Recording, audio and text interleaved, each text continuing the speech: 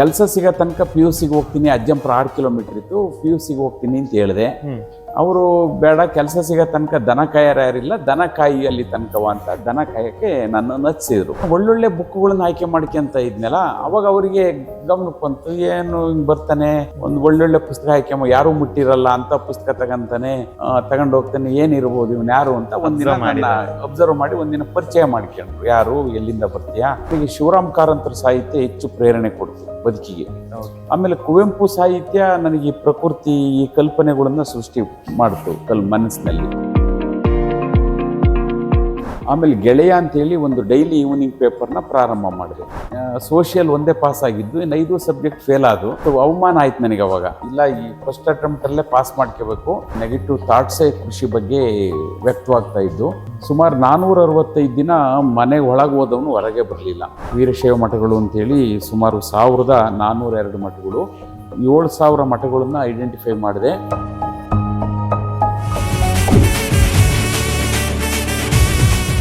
ಐಸಿರಿ ಟುಡೆಯ ಎಲ್ಲಾ ವೀಕ್ಷಕರಿಗೂ ಸ್ವಾಗತ. ನೀವ್ ನೋಡ್ತಾ ಇದ್ದೀರಾ ಟಾಕ್ ವಿತ್ ಆರ್ಬಿ. ನಾನು ನಿಮ್ಮ ರೋಹನ್ ಭಾರ್ಗವಪುರಿ. ಇವತ್ತು ನಾವು ಚಿಕ್ಕಮಗಳೂರಲ್ಲಿ ಒಬ್ರು ವಿಶೇಷವಾದ ಅತಿಥಿಯನ್ನ ಭೇಟಿಯಾಗೋಕ್ ಬಂದಿದ್ದೀವಿ ಈ ಟಾಕ್ ವಿತ್ ಆರ್ಬಿಯ ಸಂಚಿಕೆಯಲ್ಲಿ. ಚಿಕ್ಕಮಗಳೂರು ಅಂದ ತಕ್ಷಣ ನಿಮಗೆಲ್ಲಾ ಜ್ಞಾಪನ ಆಗೋದೇನು? ಇಲ್ಲಿನ ಒಂದು ಹಸಿರು, ರಮಣೀಯವಾದ ಸೌಂದರ್ಯದ ನೈಸರ್ಗಿಕ ಪ್ರಕೃತಿ, ಇಲ್ಲಿ ನಾವು ಕಾಫಿ, ಬೆಳೆಗಾರಿಕೆ ಹಾಗೂ ಕೃಷಿ, ಹಾಗೂ ಇಲ್ಲಿ ನಾವು ಹೇಗೆ ಪ್ರಕೃತಿ ಜೊತೆಗೆ ಸಾಮರಸ್ಯದಿಂದ ಇರ್ತೀವಿ ಅನ್ನೋ ವಿಚಾರ ನಮ್ ತಲೆಗೆ ಬರುತ್ತೆ. ಯಾಕೆ ಅಂದ್ರೆ ನಾವು ಕಾಫಿ ನಾಡಿಗರು. ಇವತ್ತು ನಮ್ ಜೊತೆ ಅದೇ ತರಹದ ಒಂದು ವಿಶೇಷ ಅತಿಥಿ ನಮಗೆ ಸಂದರ್ಶನ ಕೊಡೋಕೆ, ಅವರ ಒಂದು ದಾರಿ, ಅವರ ಒಂದು ಸಾಧನೆಯ ಪರಿಚಯ ಮಾಡ್ಕೊಳೋಕೆ ಇಲ್ಲಿ ನಮ್ ಜೊತೆ ಇದ್ದಾರೆ. ಎಸ್, ಇವತ್ತಿನ ಅತಿಥಿಯಾಗಿ ನಮ್ ಜೊತೆ ಇರೋದು ಚಂದ್ರಶೇಖರ್ ನಾರಾಯಣಪುರ ಸರ್ ಅವರು. ಹಾಗಾದ್ರೆ ಯಾಕೆ ತಡ, ಅವ್ರನ್ನ ಈ ಕಾರ್ಯಕ್ರಮಕ್ಕೆ ಸ್ವಾಗತಿಸೋಣ. ಸರ್ ನಮಸ್ತೆ. ನಮಸ್ತೆ, ಹೇಗಿದ್ದೀರಾ ಸರ್? ಫೈನ್ ಆಗಿದ್ದೀರಾ ಸರ್? ಇವತ್ತು ನಮ್ಮ ಟಾಕ್ ವಿತ್ ಆರ್ಬಿಗೆ ಚಿಕ್ಕಮಗಳೂರಿನ ಜನಮನ ಒಂದು ಸಾಧನೆಯ ಪರ್ವವನ್ನ ನೀವು ಏರಿ ನಡೆದು ಬಂದು ಇವತ್ತು ನಮ್ಮ ಯುವ ಉತ್ಸಾಹಿಗಳಿಗೆ ಒಂದು ಆದರ್ಶ ಪುರುಷರಾಗಿ ಇವತ್ತು ನಮ್ಮ ಟಾಕ್ ವಿತ್ ಆರ್ಬಿಯಲ್ಲಿ ಇದ್ದೀರಾ. ಸೊ ಹೇಗೆ ಅನ್ಸ್ತದೆ ಸರ್? ಐಸಿರಿ ಟುಡೆಯ ವಾಹಿನಿಯ ವೀಕ್ಷಕರಿಗೆ ಏನ್ ಹೇಳ್ತೀರಾ? ಅಲ್ಲ, ನನಗೆ ಇವತ್ತು ನೀವು ನಮ್ಮ ತೋಟಕ್ಕೆ ಬಂದು ನನ್ನ ಸಂದರ್ಶನ ಮಾಡ್ತಾ ಇರೋದು ನನಗೆ ಸಂತೋಷನೇ ತಂದಿದೆ.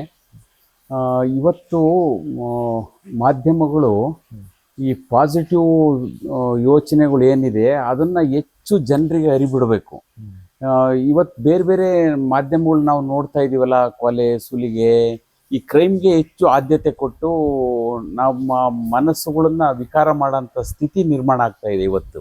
ಆ ಕಾರಣಕ್ಕಾಗಿ ಮನಸ್ಸನ್ನು ಅರಳಿಸೋಂಥ ವಿಚಾರಗಳನ್ನು ಕೊಡಬೇಕು ಪಬ್ಲಿಕ್ಸ್ಗೆ. ಕೊಟ್ಟಾಗ ಏನಾಗುತ್ತೆ ಅಂತಂದ್ರೆ ಅವ್ರಿಗೆ ಬದುಕಿಗೆ ಒಂದು ದಾರಿ ಆಗುತ್ತೆ, ಒಂದು ಪ್ರೇರಣೆ ಆಗುತ್ತೆ. ಹಾಗಾಗಿ ನೀವು ಕಳೆದ ಈ ಸಂಚಿಕೆಗಳನ್ನೆಲ್ಲ ನಾನು ಗಮನಿಸ್ತಾ ಇದ್ದೀನಿ. ಒಳ್ಳೊಳ್ಳೆಯವ್ರನ್ನ ಸಂದರ್ಶನ ಕೊಟ್ಟಿದ್ದೀರಿ. ಒಂದು ಪಾಸಿಟಿವ್ ಎನರ್ಜಿ ಈ ಸಮಾಜದಲ್ಲಿ ಕ್ರಿಯೇಟ್ ಮಾಡೋದಕ್ಕೆ ನಿಮ್ಮ ಕೊಡುಗೆ ಅಪಾರವಾಗಿದೆ. ಅದಕ್ಕೆ ಪ್ರಥಮತಃ ನಿಮ್ಮನ್ನ ಅಭಿನಂದಿಸ್ತಾ ಇದೇ ತರಕ್ಕೆ ಈ ಕಾರ್ಯಕ್ರಮಗಳು ನಡೀಲಿ ಅಂತೇಳಿ ಆಶಿಸ್ತೇನೆ. ಖಂಡಿತ, ತುಂಬಾ ಮನಮುಟ್ಟುವಂತ ಮಾತು ಸರ್, ನಮಗೂ ಒಂದು ಪ್ರೇರಣೆ ಕೊಡುವಂತ ಮಾತು. ಹಾಗಿದ್ರೆ ನಿಮ್ಮ ಈ ಒಂದು ಪಯಣದ ಬಗ್ಗೆ ನಾವು ನಿಮ್ಮಿಂದಾನೇ ತಿಳ್ಕೊಂತ ಹೋಗೋಣ. ಶುರುನಾ ಸರ್? ಮಾತಾಡ್ಬೋದು. ಸೊ ಮೊದಲಿಗೆ ನಿಮ್ಮ ಊರು, ನಿಮ್ಮ ತಂದೆ ತಾಯಿ, ನಿಮ್ಮ ಮೂಲ, ಆ ಒಂದು ಪರಿಚಯ ನಮ್ಮ ವೀಕ್ಷಕರಿಗೆ. ನಾನು ತರೀಕೆರೆ ತಾಲೂಕು, ಅಂದರೆ ಈಗಿನ ಅಜ್ಜಂಪುರ ತಾಲೂಕು ನಾರಾಯಣಪುರ ಅಂತೇಳಿ ಒಂದು ಗ್ರಾಮ ಇದೆ. ಅಜ್ಜಂಪುರದಿಂದ ಒಂದು 6 ಕಿಲೋಮೀಟರ್ ಆಗುತ್ತೆ. ಆ ಗ್ರಾಮದಲ್ಲಿ ಜನಿಸಿದವನು. ಒಂದು ಸಾಮಾನ್ಯ ಕುಟುಂಬ, ಕೆಳ ಮಧ್ಯಮ ವರ್ಗದ ಕುಟುಂಬದಲ್ಲಿ ಜನಿಸಿದವನು. ಅಲ್ಲಿ ವಾತಾವರಣ, ಹಳ್ಳಿ ವಾತಾವರಣ ನಿಮಗೆ ಗೊತ್ತು. ಹುಟ್ಟೂರಲ್ಲೇ ನಾನು 7ನೇ ಕ್ಲಾಸ್ ತನಕ ಅಭ್ಯಾಸ ಮಾಡಿದ್ದು. ಆಮೇಲೆ 8, 9, 10 ಹೈ ಸ್ಕೂಲಿಗೆ ಗಿರಿಯಾಪುರ ಅಂತೇಳಿ ನಮ್ಮ ತಂದೆಯ ತಂಗಿ ಕೊಟ್ಟಿತ್ತು. ಗಿರಿಯಾಪುರ ಅಂತೇಳಿ, ಅದು ಕಡೂರು ತಾಲೂಕಲ್ಲಿದೆ. ಅಲ್ಲಿಗೆ ಬಂದು ನನ್ನ ಹೈಸ್ಕೂಲ್ ವಿದ್ಯಾಭ್ಯಾಸನ ಮಾಡಿದೆ. ಇದಿಷ್ಟು ನನ್ನ ಬಾಲ್ಯದ್ದು ಅಂತಂದರೆ ನಮ್ಮ ಹಳ್ಳಿ ಆಟಗಳು, ಆಮೇಲೆ ಸಂಜೆ ಹೊತ್ತು ಬೇಲಿನಲ್ಲಿರೋಂಥ ಹಣ್ಣುಗಳನ್ನ ತಿನ್ನೋಂಥದ್ದು, ಅವನ್ನ ಸಂಗ್ರಹ ಮಾಡಿರೋಂಥದ್ದು, ಆ ಜೀರುಂಡೆಗಳನ್ನ ಆಡ್ಸೋ ಅಂಥದ್ದು, ಇದೆಲ್ಲ ಒಂಥರ ಅದು ಸಂತೋಷವಾಗೇ ಇತ್ತು ಆ ಲೈಫು. ನಂತರ ಹೈಸ್ಕೂಲಿಗೆ ಬಂದಮೇಲೆ ಆ ಚಟುವಟಿಕೆಗಳು ಅಷ್ಟು ಇಲ್ಲದೇ ಇದ್ರೂ ಒಂದು ಹಳ್ಳಿ ವಾತಾವರಣದಲ್ಲಿ ನಾವು ಬದುಕಿದೆವು. ನಂತರ ನಾನು SLC ಬಂದಾಗ ನಾನು ದಡ್ಡ ವಿದ್ಯಾರ್ಥಿನಿ. ಅಂದ್ರೆ ಇವತ್ತಿನ ಎಜುಕೇಶನ್ ಸಿಸ್ಟಮ್ ಮಾತ್ರ ಆಮೇಲೆ ಅವ್ರಿಗೆ ಏನಾಯ್ತು, ನಾನು ನನ್ನ ಅತ್ತೆ ಮಗ ಜೊತೆಲ್ಲೇ SLC ಮಾಡ್ತಾ ಇದ್ವು. ಓಕೆ, ನಾನು ಫೇಲ್ ಆದೆ, ಅವನು ಪಾಸ್ ಆದ. ಅಂದರೆ ನನಗೆ ಒಟ್ಟು 6 ಸಬ್ಜೆಕ್ಟಲ್ಲಿ ಸೋಷಿಯಲ್ ಒಂದೇ ಪಾಸ್ ಆಗಿದ್ದು, ಇನ್ನು 5 ಸಬ್ಜೆಕ್ಟ್ ಫೇಲ್ ಆದವು. ನಮ್ಮ ಅತ್ತೆ ಮಗ ಪಾಸ್ ಆದರು. ಆಮೇಲೆ ನನಗೆ ಅನ್ನಿಸ್ತು, ಅವಮಾನ ಆಯ್ತು ನನಗೆ ಅವಾಗ. ಅವಮಾನ ಆದಾಗ ನಾನು ಒಂದು ನಿರ್ಧಾರ ಮಾಡಿದೆ, ಇಲ್ಲ ಈ ಫಸ್ಟ್ ಅಟೆಂಪ್ಟಲ್ಲೇ ಪಾಸ್ ಮಾಡ್ಕೋಬೇಕು, ಅವನಂಗೆ PUCಗೆ ಹೋಗಿ ನಾನು ಲೆಕ್ಚರ್ ಆಗಬೇಕು, ಈ ಥರದ ಆಸೆಗಳು ಇಟ್ಕೊಂಡು ಸೆಪ್ಟೆಂಬರಲ್ಲಿ ಎಕ್ಸಾಮ್ನಲ್ಲಿ ಮತ್ತು 5 ಸಬ್ಜೆಕ್ಟ್ನ ಪಾಸ್ ಮಾಡ್ಕೊಂಡೆ. ಪಾಸ್ ಮಾಡ್ಕೊಂಡಾದ್ಮೇಲೆ ನನಗೆ PUCಗೆ ಹೋಗ್ಬೇಕು ಅಂತ ಆಸೆ ಇತ್ತು. ಅಂದರೆ ಲೆಕ್ಚರ್ ಆಗಬೇಕು, ಒಂದು ಯೂನಿವರ್ಸಿಟಿ ಲೆವೆಲಲ್ಲಿ ಇರಬೇಕು, ಈ ಥರದ ಕಲ್ಪನೆ ಅವತ್ತೇ ಆ ಫೇಲ್ ಆದ ಸಂದರ್ಭದಲ್ಲೇ ಅದನ್ನು ರೂಢಿಸ್ಕೊಂಡೆ.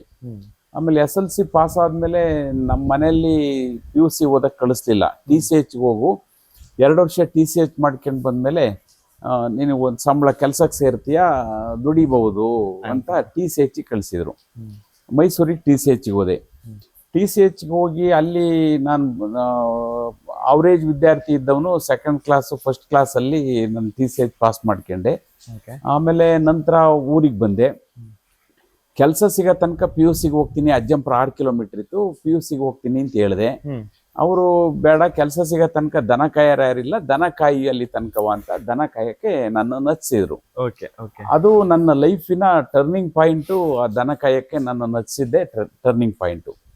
ನಾನು ದನ ಕಾಯ್ತಾ ಅಜ್ಜಂಪುರಕ್ಕೆ ಲೈಬ್ರರಿಗೆ ಒಂದು ಮೆಂಬರ್ಶಿಪ್ ಮಾಡ್ಕೊಂಡೆ. ಲೈಬ್ರರಿನಲ್ಲಿ ಆ ಮೆಂಬರ್ಶಿಪ್ ಮಾಡ್ಕೊಳೋದಕ್ಕೆ 10 ರೂಪಾಯಿ ಕೊಡೋದಕ್ಕೂ ನಮ್ಮ ಮನೆಯಲ್ಲಿ ಹಿಂದೆ ಮುಂದೆ ನೋಡ್ತಾ ಇದ್ರು.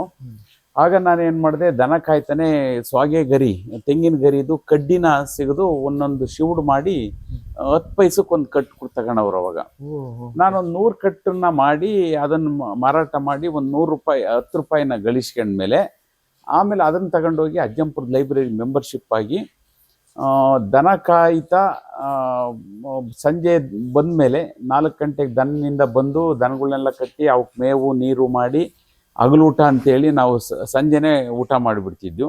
ಹಗಲೂಟ ತಿಂದು ಅಜ್ಜಂಪುರದ ಲೈಬ್ರರಿಗೆ ಬರ್ತಾ ಇದ್ದೆ, 6 ಕಿಲೋಮೀಟ್ರು ನಡೆದು ಸಂಜೆ ಹೊತ್ತು ಬಂದು 2 ದಿನಕ್ಕೊಂದ್ಸರಿ ಬಂದು 2 ಬುಕ್ ಕೊಡೋರು. ಆ ಬುಕ್ಕನ್ನು ತಗೊಂಡು ಹೋಗಿ ಪ್ರತಿನಿತ್ಯ ದನ ಕಾಯುವಾಗ ಆ ಪುಸ್ತಕಗಳನ್ನು ಓದೋದು. ಹಂಗೆ ಓದ್ತಾ 3 ವರ್ಷದ ಒಳಗಡೆಗೆ ಒಂದು 6 ತಿಂಗಳಿಗೆ ಅಜ್ಜಂಪುರದ ಲೈಬ್ರರಿಯನ್ ಚಂದ್ರೇಗೌಡ ಅಂತ ಹೇಳಿದ್ರು, ಲಂಕೇಶ್ ಪತ್ರಿಕೆನಲ್ಲಿ ಒಂದು ಅಂಕಣ ಬರಿತಾ ಇದ್ರು. ಅವರು ಲೈಬ್ರರಿಯನ್ ಆಗಿದ್ರು.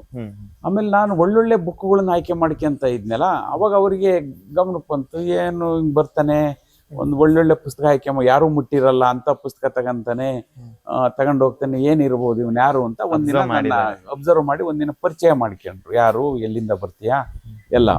ಆಮೇಲೆ ಹೇಳಿದೆ ಹಿಂಗೆ ಅಂತ ಹೇಳ್ಬಿಟ್ಟು, ಮತ್ತೆ ಮಧ್ಯಾಹ್ನ ಹೊತ್ತೆ ಬಾ ಎಲ್ಲ ಓದ್ಬೋದಲ್ಲ ಇಲ್ಲಿವೆ ಅಂತ. ಇಲ್ಲ, ದನ ಕಾಯ್ತಾ ಇರ್ತೀನಿ, ದನ ಕಾದ್ ಬಂದು ಆ ಕೆಲಸ ಮುಗಿಸಿ ಲೈಬ್ರರಿ ಬರ್ಬೇಕು ಅಂತ ಹೇಳಿದೆ. ಅವಾಗ ಅವ್ರು ಏನ್ ಮಾಡಿದ್ರು, 3-4 ಪುಸ್ತಕನ ನಾನು ಹೋಗೋ ಹೊತ್ತಿಗೆ ಆಯ್ಕೆ ಮಾಡಿ ಇಟ್ಬಿಡೋರು.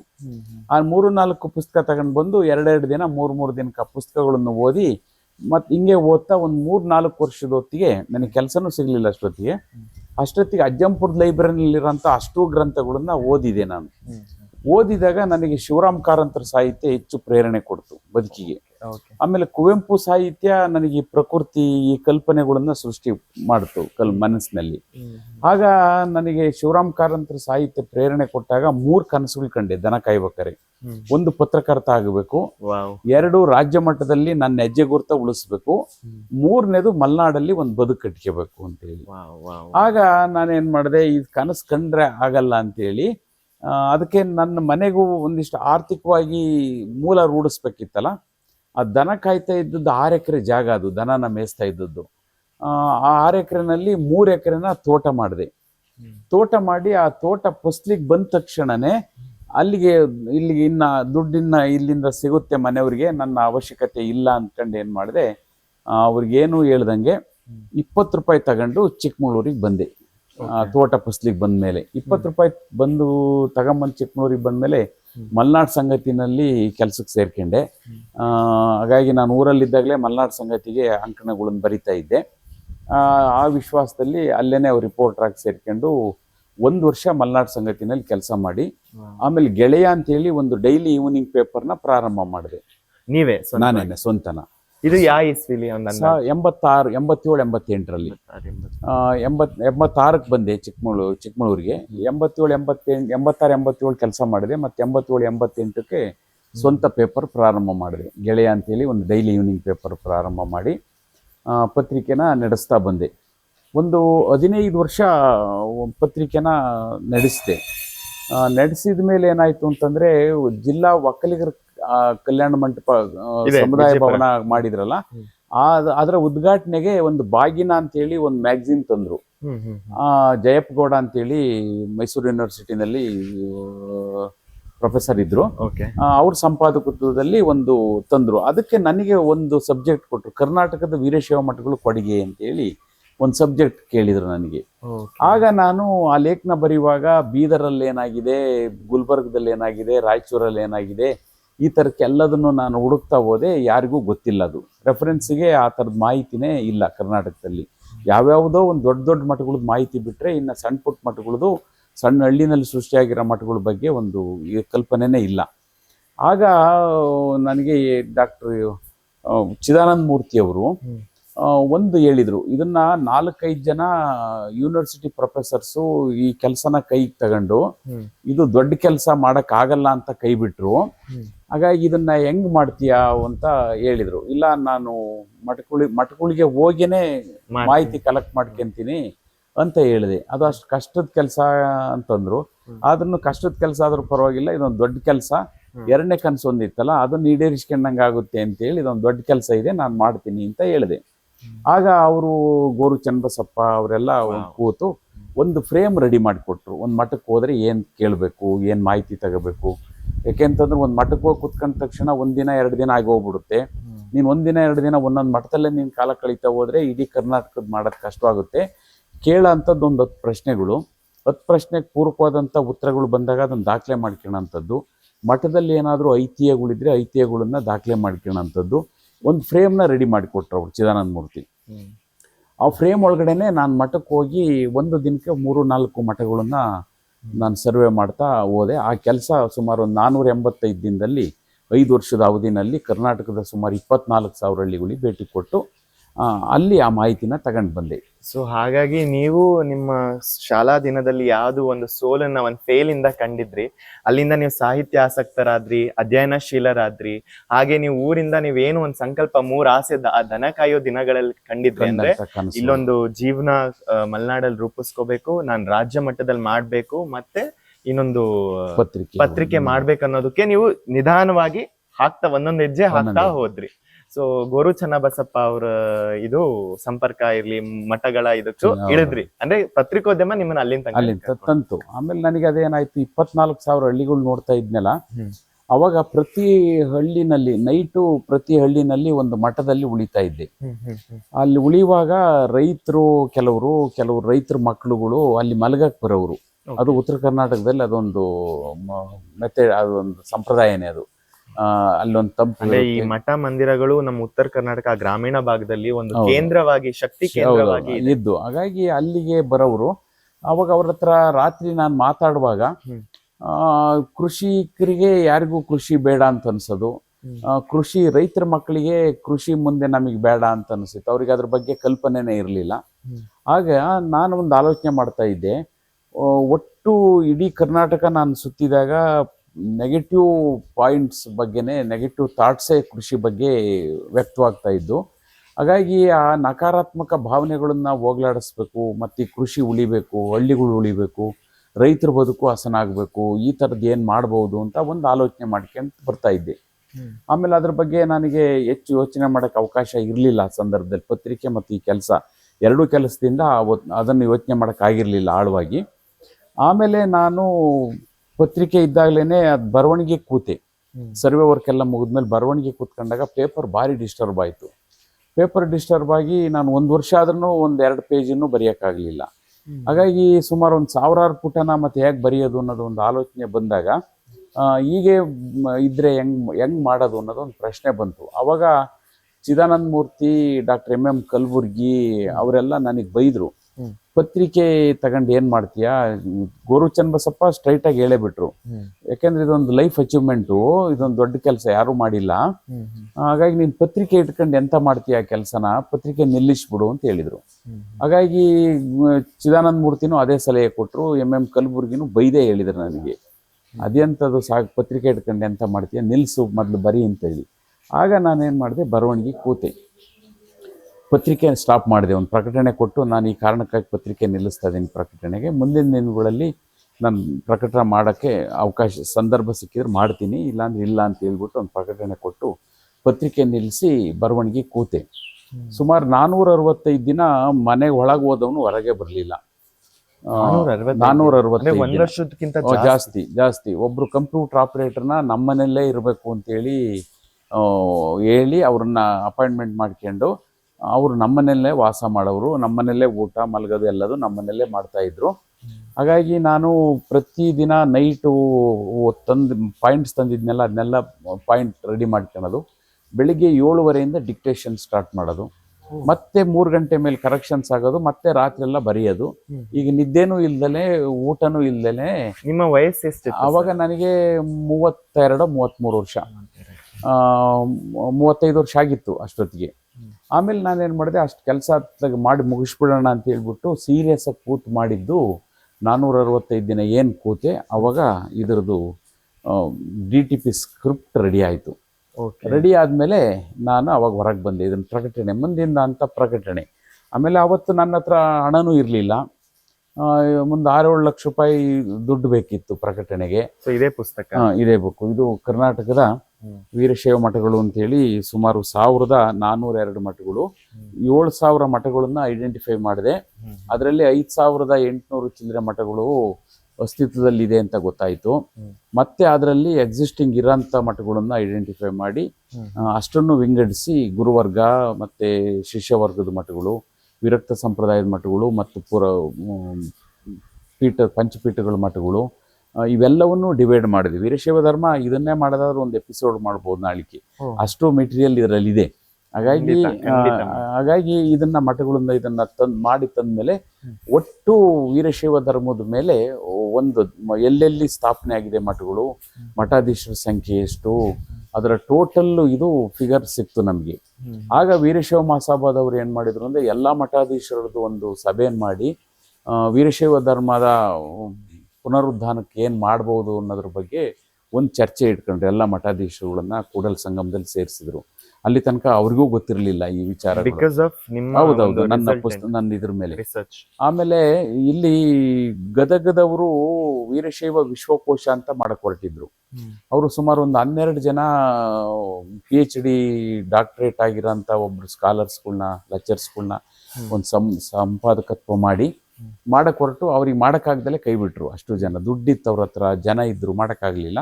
ಆದ್ರೆ ನಾನು ಯಾರನ್ನೂ ದುಡ್ಡು ಕೇಳ್ದಂಗೆ ಸರ್ವೆ ಮಾಡ್ಕೊಂಡು ಬಂದೆ. ಪ್ರಕಟಣೆಗೆ ದುಡ್ಡು ಬೇಕಾಯಿತು. ಅವಾಗ ನಾನು ಪ್ರಥಮತ ನೆನೆಸ್ಕೋಬೇಕು ಅಂದರೆ ಬಾಳೆಹೊನ್ನೂರಿನವರು, 2ನೇವರು ಸಿರಿಗೆರೆ ಸುತ್ತೂರು, 3ನೇವರು ಸಿರಿಗೆರೆ ಅವರು. ಸಿರಿಗೆರೆ ಡಾಕ್ಟರ್ ಸ್ವಾಮಿಗಳು ಇಷ್ಟೆಲ್ಲ ನೋಡಿ, ಅವ್ರ ಮಠಗಳದೆಲ್ಲ ನೋಡಿ ಆದಮೇಲೆ ಎಲ್ಲೂ ಕಾಂಟ್ರವರ್ಸಿ ಇಲ್ದಂಗೆ ಸ್ಪಷ್ಟವಾಗಿ ಬರೆದಿರೋಂಥದ್ದು ಗೊತ್ತಾದ್ಮೇಲೆ ಅವ್ರು ಏನು ಮಾಡಿದ್ರು, ಇಡೀ ಪುಸ್ತಕನ ನಾನು ಓದ್ತೀನಿ, ಎಲ್ಲೂ ಕಾಂಟ್ರವರ್ಸಿ ಬರಬಾರ್ದು, ದೊಡ್ಡ ಕೆಲಸ ಮಾಡಿದೀಯ ಅಂತೇಳಿ ಇಡೀ ಪುಸ್ತಕನ ಓದಿ ಕರೆಕ್ಷನ್ಸ್ ಹಾಕಿಕೊಟ್ಟು ಪ್ರಕಟಣೆಗೆ ಹೋಗು ಅಂತ ಹೇಳ್ಬಿಟ್ಟು ಬೆಂತಟ್ಟಿದವರು ಡಾಕ್ಟರ್ ಸಿರಿಗೆರೆ ಸ್ವಾಮಿಗಳು. ಅವರು ಕೊಟ್ಟ ಮೇಲೆ ನಾನು ಅದನ್ನು ಪ್ರಕಟಣೆಗೆ ಹೋಯ್ತು. ಸುತ್ತೂರು ಸ್ವಾಮಿಗಳು ಅದಕ್ಕೆ ಎಲ್ಲ ಪೂರಕವಾದಂಥ ವ್ಯವಸ್ಥೆ ಮಾಡಿಸಿದ್ರು. ಆರ್ಥಿಕವಾಗಿ ಏನೇನು ಸಹಕಾರ ಬೇಕಿತ್ತು ಅದನ್ನು ಬಾಳೆಹೊನ್ನೂರು ಜಗದ್ಗುರುಗಳು ಕೊಟ್ಟರು. ಆ 3 ಜಗದ್ಗುರುಗಳ ನೇತೃತ್ವದಲ್ಲಿ ಈ ಪುಸ್ತಕ ಹೊರಗೆ ಬಂತು. ಹೊರಗೆ ಬಂದಮೇಲೆ ಅದು ಇದರಲ್ಲಿ ಬೆಂಗಳೂರಲ್ಲೇ ಆಯಿತು ಬಿಡುಗಡೆ. ಬೆಂಗಳೂರಲ್ಲಿ ಆಗಿ ಆ ಬಿಡುಗಡೆ ಆದಮೇಲೆ ಅಲ್ಲಿಗೆ ಒಂದು ಹಂತದ ಕೆಲಸ ಮುಗೀತು, ಸಮಾಜಕ್ಕೆ ಇದನ್ನು ಅರ್ಪಿಸಿದ್ದಾಯಿತು. ಸೊ ನಾವು ನಿಮ್ಮ ಪರಿಚಯದಲ್ಲಿ ನೋಡ್ತಿದ್ದಂಗೆ ನಿಮ್ಮನ್ನ ಯಾವ ತರ ಕರ್ಕೊಂಡು ಹೋಗಿದೆ ಪ್ರಕೃತಿ ಅಂದ್ರೆ, ನೀವು ಎಲ್ಲ ಸಾಹಿತ್ಯದಿಂದ, ಪತ್ರಿಕೆಯಿಂದ, ಸೋಷಿಯಲಿ ಮತ್ತೆ ಕಲ್ಚರಲಿ ಆಕ್ಟಿವ್ ಆಗಿ ಒಂದು ಸೈಲೆಂಟ್ ರೆವಲ್ಯೂಷನ್ ಇವತ್ತು ನಮಗೆ ಒಂದು ಡಾಕ್ಯುಮೆಂಟ್ ಫಾರ್ಮ್ ಅಲ್ಲಿ ಈ ಒಂದು ಕರ್ನಾಟಕ ವೀರಶೈವ ಮಠಗಳ ಒಂದು ಸಂಶೋಧನೆ ಮಾಡಿ ಅದರಿಂದ ಆದ ಸೋಷಿಯಲ್ ಮತ್ತೆ ಕಲ್ಚರಲ್ ಇಂಪ್ಯಾಕ್ಟ್ ಮೆಜರ್ ಮಾಡಕ್ ಆಗ್ದಿಲ್ದಂಥದ್ದು. ಯಾಕೆಂದ್ರೆ ಇವತ್ತು ನಾವು ಪಂಥಗಳು ಅಂತ ನಾವು ಆಲ್ರೆಡಿ ಅಲ್ಲೇ ಒಂದು ಭಿನ್ನಾಭಿಪ್ರಾಯಗಳು ನಾವು ಜನರಲ್ಲಿ ನೋಡ್ತೀವಿ. ಬಟ್ ನೀವು ಒಂದು ಇಲ್ಲ, ಇದೇನು ಅಲ್ಲ, ಇದೆಲ್ಲ ಒಂದೇ, ಅಂದ್ರೆ ಒಂದೇ ತಾಯಿಯ ಬೇರೆ ಬೇರೆ ಮಕ್ಕಳ ಅಂತ ಒಂದು ಸೋಷಿಯಲ್ ಕಲ್ಚರಲ್ ರೆವಲ್ಯೂಷನ್ ಮಾಡಿದ್ವಿ. So inspiring. ಅದಾದ್ಮೇಲೆ ಪತ್ರಿಕೋದ್ಯಮ ಇಷ್ಟು ಕೆಲಸ ಆಯ್ತಲ್ಲ, ಇದೆಲ್ಲ ಬುಕ್ಕು ರಿಲೀಸ್ ಆದ್ಮೇಲೆ ನಂತರ 3ನೇ ಕನಸು ಒಂದಿತ್ತಲ್ಲ, ಮಲೆನಾಡಲ್ಲಿ ಒಂದು ಬದುಕು ಕಟ್ಟಿಗೆಬೇಕು ಅಂತ. ಎಸ್, ಅದಕ್ಕೆ ಪೂರಕವಾಗಿ ಕೃಷಿ ಅಗ್ರಿಕಲ್ಚರ್ ಹಾಳಾಗ್ತಾ ಇತ್ತು. ಅಲ್ಲ, ನಂಗೊಂದು ಡೌಟ್ ಸರ್. ಈಗ ನೀವು ಪತ್ರಿಕೋದ್ಯಮನ ಬಿಟ್ರಿ, ನೀವು ರಿಸರ್ಚ್ ಸಂಶೋಧನೆಗೆ ಇಳಿದ್ರಿ, ನಿಮ್ 15 ವರ್ಷ ಅಂದಾಜು ಪತ್ರಿಕೋದ್ಯಮ, ಸಾಹಿತ್ಯ, ಅಧ್ಯಯನ ಎಲ್ಲ ಆಯ್ತು. ಅದಾದ್ಮೇಲೆ ಹೌ ಡಿಡ್ ಸಡನ್ ಟ್ರಾನ್ಸ್ಫಾರ್ಮೇಶನ್, ಅಂದ್ರೆ ಅಗ್ರಿಕಲ್ಚರ್ ಬಗ್ಗೆ ನಿಮಗೆ ಫೋಕಸ್ ಬರಕ್ ಕಾರಣ ಏನು ಅಂತಂದ್ರೆ, ನಾನು ಅಷ್ಟು 24,000 ಹಳ್ಳಿಗಳು ನೋಡಿದ್ನಲ್ಲ, ಹಳ್ಳಿಗಳಲ್ಲಿ ಕೃಷಿ ಬಗ್ಗೆ ಪಾಸಿಟಿವ್ ಥಾಟ್ಸೇ ಇರ್ಲಿಲ್ಲ, ಸಕಾರಾತ್ಮಕ ಭಾವನೆಗಳೇ ಇರ್ಲಿಲ್ಲ. ಕೃಷಿ ಯಾರಿಗೂ ಬೇಡವಾಗಿತ್ತು. ಹಾಗಾಗಿ ಹಂಗಾದ್ರೆ ಮುಂದೆ ರೈತ ಸಮುದಾಯ, ದೊಡ್ಡ ಸಮುದಾಯ ಬೇರೆ ಕೆಲಸಕ್ಕೆ ವಲಸೆ ಹೋಗ್ಬಿಡುತ್ತೆ. ಹಾಗಾಗಿ ಹಳ್ಳಿಗಳು ಏನಾದ್ರು ಆಗ ಬದುಕು, ಇದ್ರ ಬಗ್ಗೆ ಎಲ್ಲ ಒಂದಿಷ್ಟು ಯೋಚನೆ ಮಾಡಿ ನನಗೆ ಪುಕೋಕೋ ಅವ್ರ ಬಗ್ಗೆ ಲಂಕೇಶ್ ಪತ್ರಿಕೆನಲ್ಲಿ ತೇಜಸ್ವಿ ಬರಿತಾ ಇದ್ರು ಅಂಕಣನ. ನಾನು ದನ ಕಾಯುವಾಗ್ಲೇನೆ ಆ ಅಂಕಣಗಳನ್ನ ಓದಿ ಅದು ನನಗೆ ಒಂದು ಪ್ರೇರಣೆ ಆಗಿತ್ತು. ಕೃಷಿ ಮಾಡಿದ್ರೆ ಈ ಥರದೊಂದು ಕೃಷಿ ಮಾಡಬೇಕು ಅಂತ ಹೇಳ್ಬಿಟ್ಟು. ಹಾಗಾಗಿ ನಾನು ಅಲ್ಲಿ ಹುಟ್ಟೂರಲ್ಲಿ ನಾನು ಮಾಡಕ್ ಆಗ್ತಿರ್ಲಿಲ್ಲ, ಯಾಕೆಂದ್ರೆ ನಮ್ಮ ಪೇರೆಂಟ್ಸ್ಗೆಲ್ಲ ಅದ್ರ ಬಗ್ಗೆ ಕಲ್ಪನೆ ಇರಲಿಲ್ಲ. ಹಾಗಾಗಿ ಅವರಿಗೆ ಕೆಮಿಕಲ್ ಹಾಕ್ಬೇಕು, ಬೆಳೆ ಬೆಳಿಬೇಕು, ಈ ಥರದ ಕಾನ್ಸೆಪ್ಟ್ ಇತ್ತು. ಹಾಗಾಗಿ ನಾನು ಅಲ್ಲಿ ಪ್ರಯತ್ನ ಪಡಕ್ ಹೋಗ್ಲಿಲ್ಲ. ನಂತರ ಈ ವರ್ಕ್ ಆದ್ಮೇಲೆ ಮಲೆನಾಡಲ್ಲಿ ಒಂದು ಬದುಕು ಕಟ್ಕೋಬೇಕಾದ್ರೆ ಕೃಷಿನಲ್ಲೇ ನಾನು ಬದುಕು ಕಟ್ಕೊಳ್ಳೋಣ ಅಂತೇಳಿ ಒಂದು ತೀರ್ಮಾನ ಮಾಡಿ ನಾನು ಅಗ್ರಿಕಲ್ಚರಿಗೆ ಬರಬೇಕು, ಪುಕೋಕೋ ಅವ್ರ ಮೆಥಡನ್ನ ಇಲ್ಲಿ ನಾನು ಜಾರಿಗೆ ಮಾಡಬೇಕು, ನಮ್ಮ ತೋಟದಲ್ಲಿ ಜಾರಿ ಮಾಡಬೇಕು, ಅದನ್ನ ಬಹುತೇಕ ಇಡೀ ಸಮಾಜಕ್ಕೆ ತಲುಪಿಸ್ಬೇಕು ಅಂತೇಳಿ ಮನಸ್ಸು ಮಾಡಿ ಕೃಷಿಗೆ ಬರೋದಕ್ಕೆ ತೀರ್ಮಾನ ಮಾಡಿ ಒಂದು 6 ತಿಂಗಳು ಜಮೀನುಗಳನ್ನ ಹುಡುಕಿದೆ. ಯಾಕೆಂದ್ರೆ ನನ್ನ ಆನ್ಸೆಸ್ಟರ್ ಪ್ರಾಪರ್ಟಿ ಊರಿಗೆ ಹೋಗಿ ಕೃಷಿ ಮಾಡ್ಬೋದಿತ್ತು, ಬಟ್ ಮಾಡಕ್ ಹೋಗಿದ್ರೆ ಈ ಮೆಥಡ್ ಅಲ್ಲೆಲ್ಲ ಕೃಷಿ ಮಾಡಕ್ಕೆ ನಮ್ಮ ಪೇರೆಂಟ್ಸ್ ಬಿಡ್ತಿರ್ಲಿಲ್ಲ. ಹಾಗಾಗಿ ಮತ್ತೆ ಅದಕ್ಕೆ ಕಷ್ಟ ಆಗುತ್ತೆ ಅನ್ನೋ ಕಾರಣಕ್ಕಾಗಿ ಇಲ್ಲಿ ಜಮೀನ್ ತಗೊಂಡದ್ದು. ನೀವೊಂದು ಕೆಲ ಮಾಧ್ಯಮದಿಂದ ಬಂದು ಈಗೊಂದು ಅಂದ್ರೆ ಕುಟುಂಬದಲ್ಲಿ ಒಂದು ಎಕ್ಸ್ಪೆಕ್ಟೇಷನ್ ಇರುತ್ತೆ, ಇವನ್ ಒಂದು ಯಾವ್ದಾದ್ರು ಒಂದು ಗವರ್ಮೆಂಟ್ ಜಾಬ್ಗೆ ಹೋಗ್ತಾರೆ ಅಂದ್ರೆ ಇವನ್ ಅಂದ್ರೆ ನಿಮ್ ತಂದೆ ತಾಯಿ. ಸೊ ಆ ಒಂದು ಗವರ್ಮೆಂಟ್ ಜಾಬ್ಗೆ ಹೋಗ್ತಾರೆ, ಏನೋ ಒಂದು ಸಂಸಾರ ನಡೆಸ. ಅಲ್ಲಿ ಅಪೋಸಿಷನ್ ಬರ್ಲಿಲ್ವಾ, ನೀವ್ ಯಾಕೆ ಇದನ್ನ ಮಾಡ್ತೀರಾ, ಯಾಕೆ ಪತ್ರಿಕೋದ್ಯಮಕ್ಕೆ ಹೋಗ್ತಿದ್ಯಾ, ಸಂಶೋಧನೆಗೆ? ಅದೇ ಕಾರಣಕ್ಕಾಗಿ ನಾನು ಪತ್ರಿಕೆ ಮಾಡಕ್ಕಾಗಿ ಚಿಕ್ಕನೂರಿಗೆ ಹೋಗ್ತಿದ್ದೀನಿ ಅಂತ ಹೇಳಿಲ್ಲ ನನ್ನ ಪೇರೆಂಟ್ಸ್ಗೆ. ಹಾಗಾಗಿ ಇಲ್ಲಿ ಬಂದು ಪತ್ರಿಕೆ ಮಾಡಾದ್ಮೇಲೆ ಪತ್ರಿಕೆ ಮಾಡ್ತಿದ್ದೀನಿ ಅಂತ ಅವ್ರಿಗೆ ವಿಚಾರ ಗೊತ್ತಾಗಿದ್ದು. ಆಗ ಅಪೋಸ್ ಮಾಡಿದ್ರು, ಪತ್ರಿಕೆ ಹಾಕ್ಬೇಕಿತ್ತು, ಎಲ್ಲರೂ ಒಂದ್ ಕಡೆ ಕೆಲಸ ಸೇರ್ಕೋಬೇಕಿತ್ತು, ಹಾಗೆ ಹೀಗೆ ಅಂತೇಳಿ. ನಾನು ಪತ್ರಿಕೆ ಮಾಡಿ ಆದ್ಮೇಲೂ ನನಗೆ ಕೆಲಸ ಸಿಗೋ ಅಂತ ಅವಕಾಶ ಇತ್ತು.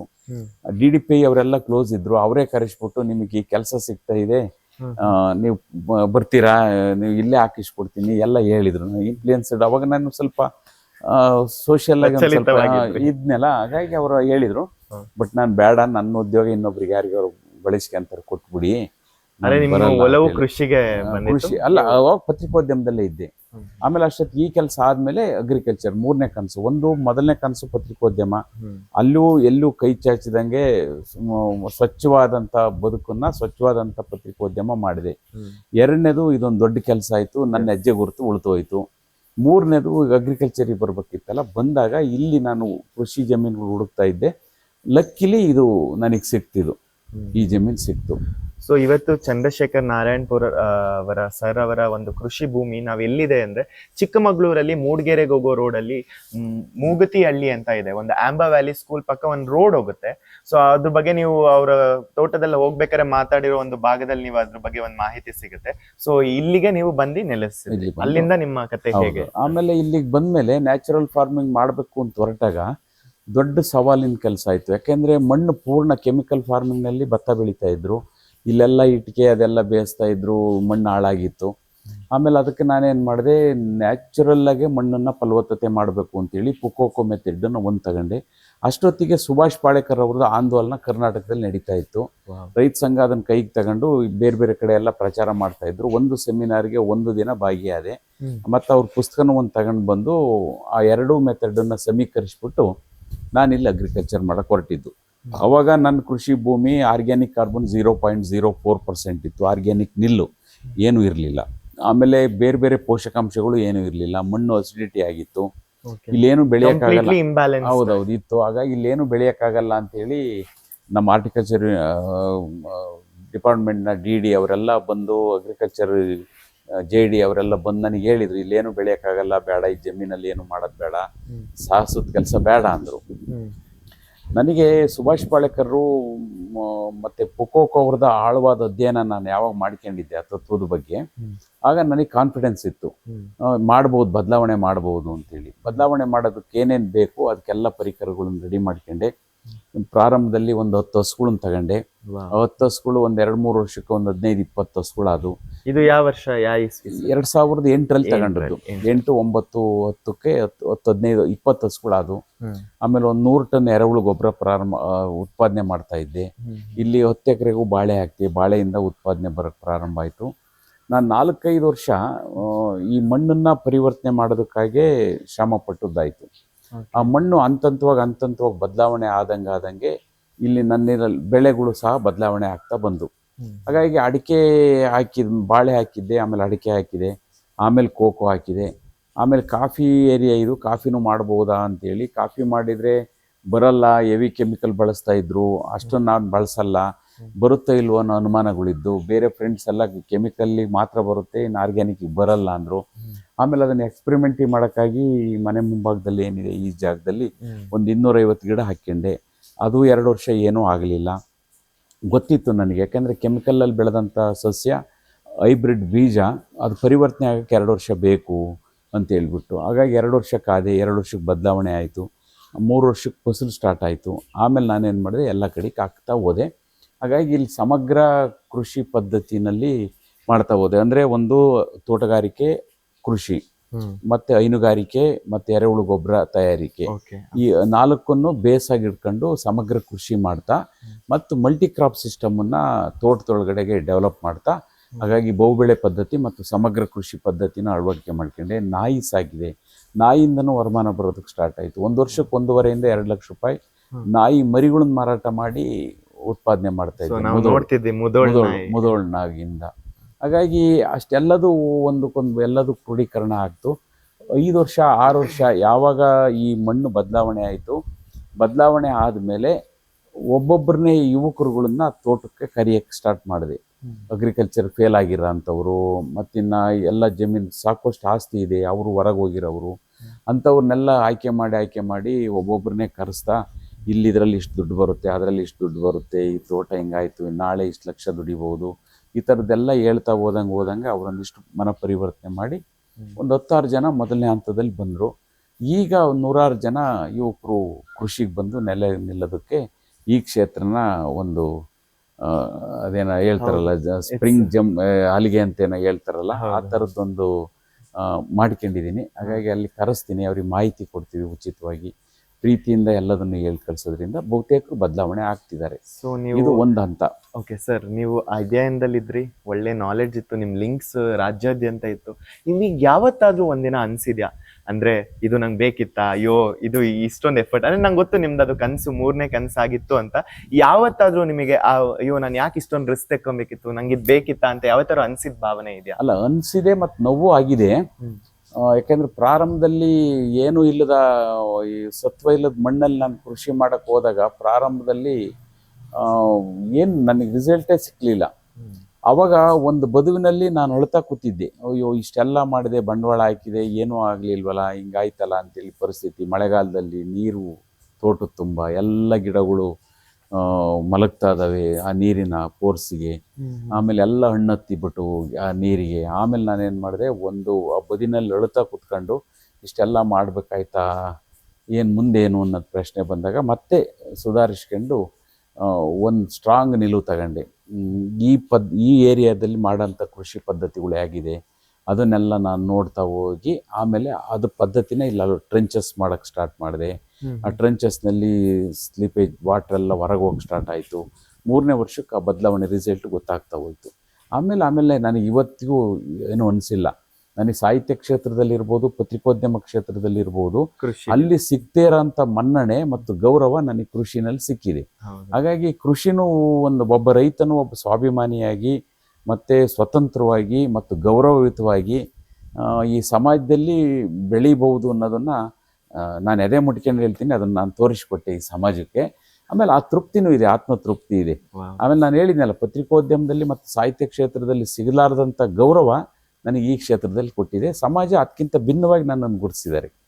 ಸೊ ನಮ್ಮ ವೀಕ್ಷಕರು ಇದರಿಂದ ಏನ್ ತಿಳ್ಕೊಬೇಕಂದ್ರೆ ಸರ್ ಅವರ ಅನುಭವಗಳಿಂದ ಇವತ್ತು ನಾವು ಅವ್ರ ಮನೇನ ಬಣ್ಣವಾದ ಒಂದು ವಾತಾವರಣ, ಒಂದು ಐಷಾರಾಮಿತನ ಅವರು ಸತತವಾದ ಅಷ್ಟು ವರ್ಷಗಳ ಕಾಲ ಅವ್ರು ಸತತವಾಗಿ ಕಷ್ಟಪಟ್ಟು ಇವತ್ತು ನಮಗೆ ಮನೆ ಕಾಣ್ಬೋದು, ಅವ್ರು ಮಾಡಿರೋ ತೋಟ ಕಾಣ್ಬೋದು, ಅಲ್ಲಿಂದ ಆದಾಯ ತೆಗಿತಿರೋದು ಕಾಣ್ತಿರ್ಬೋದು, ಅಥವಾ ಅವರ ಒಂದು ಹೆಸರು ಪ್ರಚಲಿತ ವಿದ್ಯಮಾನಗಳಲ್ಲಿ ಇರೋದನ್ನ ನೋಡ್ಬೋದು. ಬಟ್ ಅದ್ರ ಹಿಂದೆ ಎಷ್ಟು ಎಡರು ತೊಡರುಗಳು ಇರುತ್ತೆ ಅನ್ನೋದು ಒಂದು ತುಂಬಾ ಸ್ಫೂರ್ತಿದಾಯಕವಾಗಿ ತೆಕ್ಕೋಬೇಕು ಸರ್. ಅದ್ರ ಜೊತೆಗೆ ಈಗ ನೀವು ಪ್ರಧಾನಮಂತ್ರಿ ಅವರಿಂದ ಒಂದು ಐಡೆಂಟಿಫೈ ಆಗಿದ್ದೀರಾ. ಆಮೇಲೆ ನಿಮಗೆ ರೀಸೆಂಟ್ ಆಗಿ ದಕ್ಷಿಣ ಭಾರತದ ಮಾಸ್ಟರ್ ಆಫ್ ನ್ಯಾಚುರಲ್ ಫಾರ್ಮಿಂಗ್ ಅನ್ನೋ ಒಂದು ಬಿರುದು ಬಂದಿದೆ. ಆಮೇಲೆ ನೀವು ಎಷ್ಟೋ NGOs ಗಳಲ್ಲಿ ವರ್ಕ್ ಮಾಡ್ತಿದ್ದೀರಾ. ಮೋರ್ ದೆನ್ 60 to 70,000 ಆಫ್ ಸ್ಟೂಡೆಂಟ್ಸ್ಗೆ ಇವರು ಫ್ರೀ ಲೆಕ್ಚರ್ಸ್ ಕೊಟ್ಟಿದ್ದಾರೆ on natural farming and organic farming without any commercial base. So NGOs ಗಳಾಗಿರ್ಲಿ, ವಿದ್ಯಾಸಂಸ್ಥೆಗಳಲ್ಲಾಗಿರ್ಲಿ, ಶಿಕ್ಷಣ ಸಂಸ್ಥೆಗಳಲ್ಲಾಗಿರ್ಲಿ, ಅಲ್ಲೆಲ್ಲ ನೀವು, ಆಮೇಲೆ ಸಾಂಸ್ಕೃತಿಕ ಒಂದು ವಿಚಾರ ವೇದಿಕೆಗಳಲ್ಲಾಗಿರ್ಲಿ, ನೀವು ಈ ಅರಿವನ್ನು ಮೂಡಿಸ್ತಾ ಇದ್ದೀರಾ. ಸೊ ಈ ಶಿಕ್ಷಣ ಕ್ಷೇತ್ರಕ್ಕೆ ನಿಮ್ಮ ಒಂದು ಪಾದಾರ್ಪಣೆ ಆಯ್ತಲ್ಲ, ಅಂದ್ರೆ ನೀವು ಅನ್ಅಫಿಷಿಯಲ್ ಆಗಿ ನಾಟ್ ಅ ಪ್ರಾಮಿನೆಂಟ್ ಲೆಕ್ಚರರ್, ಅಂದ್ರೆ ನೀವು ಡಿಗ್ರಿ ಪಡೆದು ನೀವು ಲೆಕ್ಚರ್ ಆಗಿಲ್ಲ, ಬಟ್ ನೀವು ಅದಕ್ಕೆ ಶಿಕ್ಷಣ ಕ್ಷೇತ್ರಕ್ಕೆ ಕೊಡುಗೆ ಕೊಟ್ರಿ. ಆ ಒಂದು ಅನುಭವ ಹೇಗ್ ಶುರು ಆಯ್ತು, ಹೆಂಗಾಯ್ತು? ಇಲ್ಲಿ ಇವತ್ತು ಅಗ್ರಿಕಲ್ಚರ್ ಯೂನಿವರ್ಸಿಟಿಗಳು ಮತ್ತು KVKಗಳು ಮತ್ತು ಇಲಾಖೆಗಳಿಗೆಲ್ಲ ಏನಾಗಿದೆ ಅಂದರೆ, ಕೆಮಿಕಲ್ ಫಾರ್ಮಿಂಗ್ ಬಿಟ್ಟರೆ ಬೇರೆ ಮೆಥಡ್ಸ್ ಬಗ್ಗೆ ಅವರಿಗೆ ಗಂಧ ಗಾಳಿ ಗೊತ್ತಿಲ್ಲ. ಸ್ವಲ್ಪ ಸಾವಯವದ ಬಗ್ಗೆ ಇತ್ತೀಚೆಗೆ ಕಲ್ತ್ಕೊಂಡ್ರು, ಬಟ್ ನ್ಯಾಚುರಲ್ ಫಾರ್ಮಿಂಗ್ ಬಗ್ಗೆ ಅವ್ರಿಗೆ ಗಂಧ ಗಾಳಿ ಗೊತ್ತಿಲ್ಲ. ಈಗ ಕಲಿಯೋದಕ್ಕೆ ಪ್ರಾರಂಭ ಮಾಡಿದ್ದಾರೆ. ಕಾರಣ ಏನು ಅಂತಂದರೆ, ಕಳೆದ 3 ವರ್ಷದಲ್ಲಿ ಕೇಂದ್ರ ಸರ್ಕಾರ ನೈಸರ್ಗಿಕ ಝೀರೋ ಬಜೆಟ್, ಶೂನ್ಯ ಬಂಡವಾಳ ನೈಸರ್ಗಿಕ ಕೃಷಿ ಅಂತೇಳಿ ಒಂದು ಜಾರಿಗೆ ತಂತು. ಅದು ಸ್ವಲ್ಪ ಫೇಲ್ ಆಯಿತು. ಆಮೇಲೆ ಮೋದಿಯವರೇ ಇಂಟ್ರೆಸ್ಟ್ ತಗೊಂಡು ರಾಷ್ಟ್ರೀಯ ಮಿಷನ್ ಆಫ್ ನ್ಯಾಚುರಲ್ ಫಾರ್ಮಿಂಗ್ ಅಂತೇಳಿ, national mission of natural farming ಅಂತೇಳಿ ಒಂದು ಸಂಸ್ಥೆನ ಹುಟ್ಟಾಕಿ, ಆ ಯೋಜನೆ ಮೂಲಕವಾಗಿ ಇಡೀ ಭಾರತದಲ್ಲಿ ಎಲ್ಲ ಕಡೆ ಈ ನ್ಯಾಚುರಲ್ ಫಾರ್ಮಿಂಗ್ನ ಜಾರಿಗೆ ತರಬೇಕು ಅಂತೇಳಿ. ಅವ್ರ ಕಾರಣ ಏನು ಅಂತಂದರೆ, ಈಗಾಗಲೇ ಏನು ಕೆಮಿಕಲ್ ಫಾರ್ಮಿಂಗ್ ಉತ್ಪಾದನೆ ಮಾಡ್ತಾ ಇದ್ರು, ಆ ಉತ್ಪಾದನೆಗೆ ಬೇಕಾದಂಥ ರಾ ಮೆಟೀರಿಯಲ್ ಹೊರದೇಶದಿಂದ ತರಿಸ್ತಾ ಇದ್ದು, ಅದು ದುಬಾರಿ ಆಗ್ತಾ ಇದೆ. ಆಮೇಲೆ ಅದನ್ನು ತರಿಸೋದಕ್ಕೆ ಆಗ್ತಾ ಇಲ್ಲ. ಈಗಾಗಲೇ ಯುದ್ಧಗಳೆಲ್ಲ ಸ್ಟಾರ್ಟ್ ಆದವು, ಹಾಗಾಗಿ ತರಿಸೋದಕ್ಕೆ ಸ್ಟಾರ್ಟ್ ಆಗ್ತಾ ಇಲ್ಲ. ಹಾಗಾಗಿ ಹೆಚ್ಚು ಕಡಿಮೆ DAPನಲ್ಲಿ 30% ಕೊರತೆ ಈಗ ಇದೆ ಭಾರತದಲ್ಲಿ. 70% ಮಾತ್ರ ಪೂರೈಕೆ ಮಾಡೋದಕ್ಕೆ ಸಾಧ್ಯತೆ ಆಯಿತು. ಆಮೇಲೆ ಯೂರಿಯಾ ಅದರ ಉತ್ಪಾದನಾ ಪ್ರಮಾಣ ಜಾಸ್ತಿ ಆಗ್ತಾ ಇದೆ, ವೆಚ್ಚ ಜಾಸ್ತಿ ಆಗ್ತಾ ಇದೆ. ಹಾಗಾಗಿ 1 ಚೀಲ ಯೂರಿಯಾನ ಸರ್ಕಾರ 250 ರೂಪಾಯಿಗೆ ಕೊಡಬೇಕು. ಹಾಗಾಗಿ ಸಬ್ಸಿಡಿ ರೇಟಲ್ಲಿ ರೈತರಿಗೆ ಸಿಕ್ಲಿನ ಕಾರಣಕ್ಕಾಗಿ ಒಂದು 250 ರೂಪಾಯಿ ಕಲೆಕ್ಟ್ ಮಾಡ್ಕೊಂಡು 2,000 ಚಿಲ್ಲರೆ ಹಣನ ಸರ್ಕಾರನೇ ಭರಿಸ್ತಾ ಇದೆ ಸಬ್ಸಿಡಿ ರೂಪದಲ್ಲಿ. ಹಾಗಾಗಿ ಮುಂದಿನ ದಿನಗಳಲ್ಲಿ ಇದು ಹೊರೆಯಾಗುತ್ತೆ ಅನ್ನೋ ಕಾರಣಕ್ಕಾಗಿ ನ್ಯಾಚುರಲ್ ಫಾರ್ಮಿಂಗ್ನ ಇಂಪ್ಲಿಮೆಂಟೇಷನ್ ಮಾಡಿದರೆ ನಿಸರ್ಗ ಹೇಗೆ ಉಳಿಯುತ್ತೆ, ಮತ್ತು ರೈತ ಹೇಗೆ ಸಸ್ಟೈನಬಲ್ ಆಗ್ಬೋದು, ಪ್ರಕೃತಿ ಹೇಗೆ ಸಸ್ಟೈನಬಲ್ ಆಗ್ಬೋದು, ಇದಕ್ಕೆ ಸರ್ಕಾರಗಳಿಗೆ ಕೊಡುಗೆ ಏನು ಸಿಗುತ್ತೆ, ಬರ್ಡನ್ ತಪ್ಪುತ್ತೆ, ಇವೆಲ್ಲದನ್ನು ಒಟ್ಟಾರೆ ಆಲೋಚನೆ ಮಾಡಿ ನೈಸರ್ಗಿಕ ಕೃಷಿನ ಕಂಪಲ್ಸರಿ ಜಾರಿಗೆ ಮಾಡಬೇಕು ಅಂತೇಳಿ ಪ್ರಧಾನಮಂತ್ರಿಯವರು ತಮ್ಮ ಕಚೇರಿನಲ್ಲೇ ಈ ಹಿಡಿತನ ಇಟ್ಕೊಂಡು, ಅಲ್ಲಿಗೆ ನೋಡಲ್ ಆಫೀಸರ್ಗಳು, ಒಬ್ಬೊಬ್ಬರು ರಾಜ್ಯಕ್ಕೆ ನೋಡಲ್ ಆಫೀಸರ್ಗಳು ನೇಮಕ ಮಾಡ್ಕೊಂಡು, ಪ್ರತಿ ಹಳ್ಳಿನಲ್ಲಿ, ಒಂದು ಜಿಲ್ಲೆನಲ್ಲಿ ಏನು ಇದ್ರ ಮೇಲೆ ಡೆವಲಪ್ ಆಗ್ತಾ ಇದೆ ಅದು ಪ್ರತಿ ಒಂದು ವರದಿನೂ ಪ್ರಧಾನಮಂತ್ರಿಗೆ ತಲುಪಿಸೋಂಥ ವ್ಯವಸ್ಥೆನ ಗಮನಿಸ್ತಾ ಇರೋದ್ರಿಂದನ ಇಲ್ಲಿ ನ್ಯಾಚುರಲ್ ಫಾರ್ಮಿಂಗ್ ಇನ್ನು 3 ವರ್ಷದೊತ್ತಿಗೆ ಚೆನ್ನಾಗಿ ಇಂಪ್ಲಿಮೆಂಟೇಷನ್ ಆಗುತ್ತೆ ಅನ್ನೋದು ಒಂದು ಕಲ್ಪನೆ. ಯಾಕೆಂದರೆ ಅವರು ಬೇಸಾಗಿ ಮಾಡಿದ್ದಾರೆ. ಒಂದು ಗ್ರಾಮ ಪಂಚಾಯತಿಗೆ 125 ರೈತರನ್ನ ಆಯ್ಕೆ ಮಾಡಬೇಕು. ಅದಕ್ಕೆ ಕೃಷಿ ಸಖೀರು ಅಂತ ಕಳೆದ 3 ವರ್ಷದಿಂದನೇ ಕೃಷಿ ಸಖೀರ್ನ ರೆಡಿ ಮಾಡಿದ್ದಾರೆ ಅಂಡರ್ ಸೆಂಟ್ರಲ್ ಗವರ್ಮೆಂಟ್ ಜಿಲ್ಲಾ ಪರಿಷತ್ತು. ಆ ಜಿಲ್ಲಾ ಪರಿಷತ್ತಿಂದ ಕೃಷಿ ಸಖೀರ್ನೇ ನೇಮಕ ಮಾಡಿದ್ದಾರೆ. ಇವರು ಇಲ್ಲಿ ರೈತರನ್ನ ಐಡೆಂಟಿಫೈ ಮಾಡೋಂಥದ್ದು, ಅವರಿಗೆ ತರಬೇತಿ ಕೊಡೋದಕ್ಕೆ ವ್ಯವಸ್ಥೆ ಮಾಡೋಂಥದ್ದಕ್ಕೆ, ಜಸ್ಟ್ ಲೈಕ್ ಸೋಷಿಯಲ್ ಸೆಕ್ಟರ್ ಅಲ್ಲಿ ಆಶಾ ಕಾರ್ಯಕರ್ತರಿದಾರಲ್ಲ ಅದೇ ತರಕ್ಕೆ ಅವರಿಗೆ. ಹೌದೌದು. ಹಾಗಾಗಿ ಈ ಯೋಜನೆ ಜಾರಿಗೆ ತರುವಾಗ ಅವ್ರಿಗೊಂದಿಷ್ಟು ಹೆಚ್ಚು ಇನ್ಸೆಂಟಿವ್ ಕೊಟ್ಟು ಅವ್ರನ್ನ ದುಡಿಸ್ಕೊಳ್ಳೋಂಥ ಕ್ರಿಯೆ ನಡೀತಾ ಇದೆ. ಆಮೇಲೆ ಅದಕ್ಕೆ ತರಬೇತಿ ಕೊಡೋದಕ್ಕೆ KVKಗಳಲ್ಲಿ 2 ಸೈಂಟಿಸ್ಟ್ಗಳು ಮತ್ತು ಒಬ್ಬ ಫಾರ್ಮರ್, ಒಬ್ಬ ಜಿಲ್ಲೆನಲ್ಲಿ ನ್ಯಾಚುರಲ್ ಫಾರ್ಮರ್ ಯಾರಿದ್ದಾರೆ ಅಂಥವ್ರನ್ನ ಮಾಸ್ಟರ್ ಆಫ್ ನ್ಯಾಚುರಲ್ ಫಾರ್ಮರ್ ಅಂತ ಹೇಳ್ಬಿಟ್ಟು ಅವ್ರನ್ನ ಜಿಲ್ಲೆಗೊಬ್ಬರನ್ನ ನೇಮಕ ಮಾಡ್ಕೊಂಡಿದ್ದಾರೆ. ಈ 3 ಜನ ಪ್ರತಿ ಕ್ಲಸ್ಟರ್ಗೆ ಏನು 125 ಜನ ಆಯ್ಕೆ ಮಾಡಿದ್ದಾರೆ, ಆ ಕ್ಲಸ್ಟರ್ಗನ್ನ ರೆಡಿ ಮಾಡೋಂಥ ಕ್ರಿಯೆಗಳು ಮಾಡಬೇಕು. ಅದು ಕೃಷಿ ಇಲಾಖೆ ಮಾನಿಟರ್ ಮಾಡುತ್ತೆ. ಕೃಷಿ ಇಲಾಖೆ ಅದನ್ನು ಆಯ್ಕೆ ಮಾಡಿ ಪ್ರಕ್ರಿಯೆಗಳು ಮಾಡಿ, ಈಗ ನಮ್ಮ ಜಿಲ್ಲೆನಲ್ಲೂ ಆ ಕ್ರಿಯೆ ನಡೆದಿದೆ. ನಡೆದಿರೋದ್ರಿಂದ ಈಗ ಬೇರೆ ಬೇರೆ ಯೂನಿವರ್ಸಿಟಿನಲ್ಲಿ ಯಾರ್ಯಾರಿಗೆ ಜವಾಬ್ದಾರಿ ಕೊಟ್ಟಿದ್ರು ಅವರೆಲ್ಲ ನಮ್ಮ ಕ್ಷೇತ್ರಕ್ಕೆ ಬಂದು ನ್ಯಾಚುರಲ್ ಫಾರ್ಮಿಂಗ್ ಬಗ್ಗೆ ಒಂದಿಷ್ಟು ತರಬೇತಿನೂ ಪಡೆದು ಹೋಗಿದ್ದಾರೆ. ಇಡೀ ದಕ್ಷಿಣ ಭಾರತದ ಎಲ್ಲ ಯೂನಿವರ್ಸಿಟಿ, ಅಗ್ರಿಕಲ್ಚರ್ ಯೂನಿವರ್ಸಿಟಿ ಲೆಕ್ಚರ್ಸ್ ಎಲ್ಲ ಬಂದಿದ್ದರು. ಅವ್ರು ಬಂದು ತರಬೇತಿ ಪಡ್ಕೊಂಡು ಹೋಗಿದ್ದಾರೆ.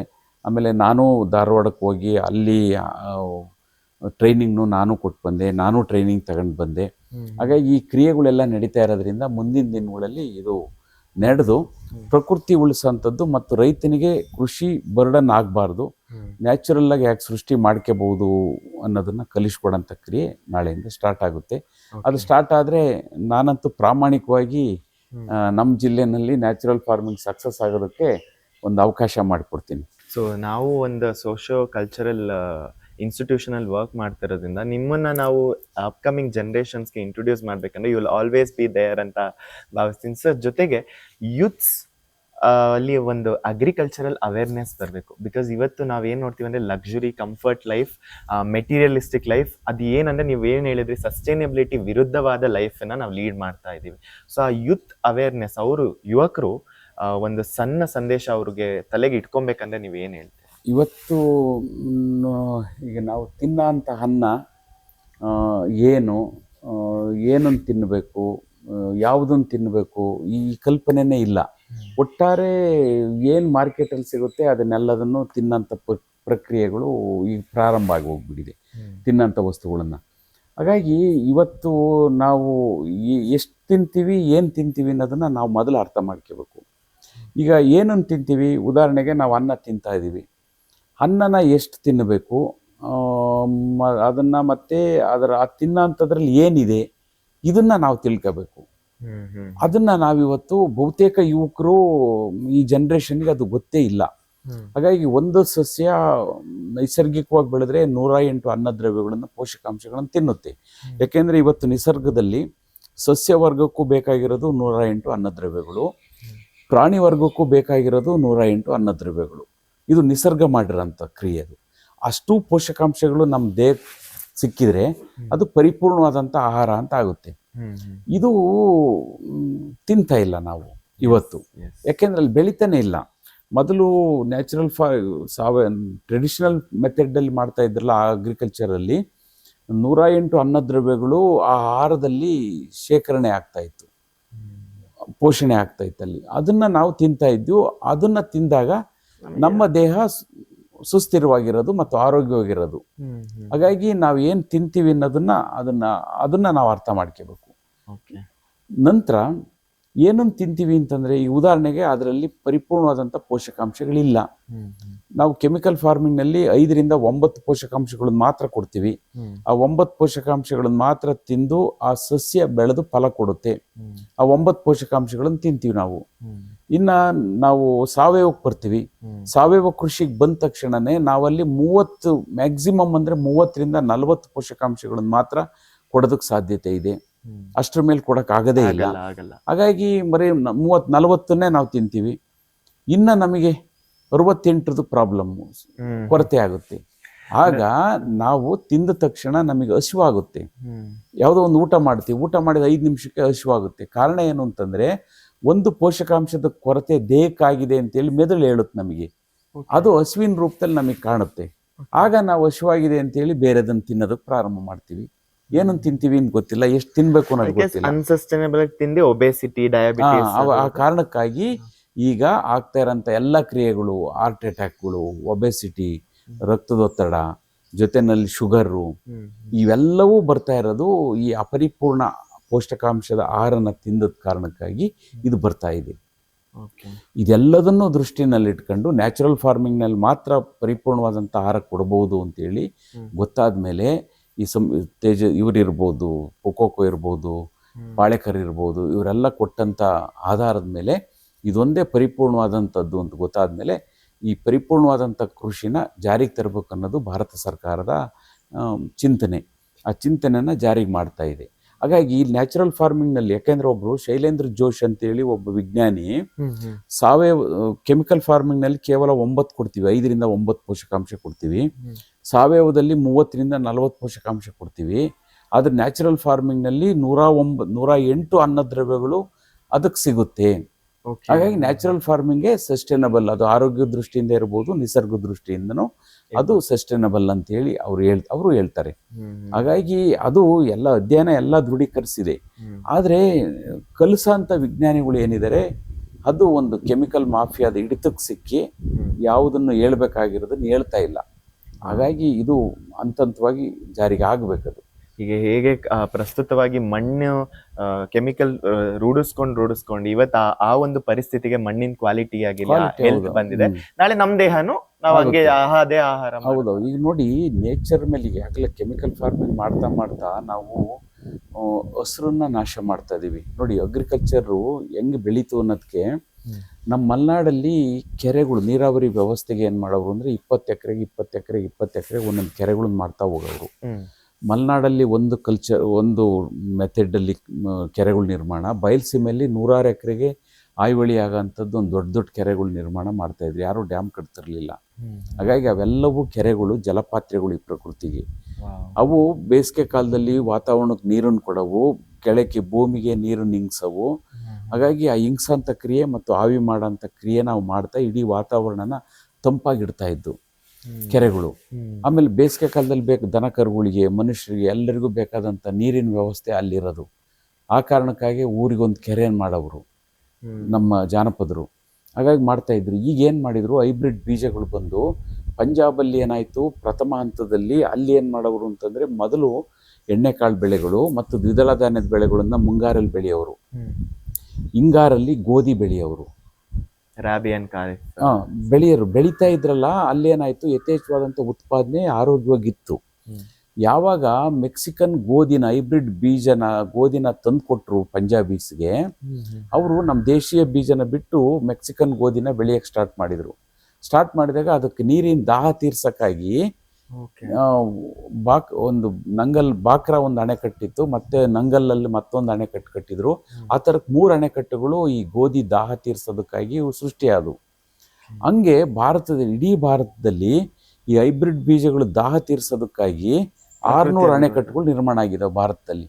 600 ಅಣೆಕಟ್ಟುಗಳು ನಿರ್ಮಾಣ ಆಗಿ ಒಂದೊಂದು ಅಣೆಕಟ್ಟು ಸರಾಸರಿ 5,000ದಿಂದ 10,000 ಹೆಕ್ಟೇರ್ ಅರಣ್ಯನ ನುಂಗಿ ಹಾಕಿದೆ.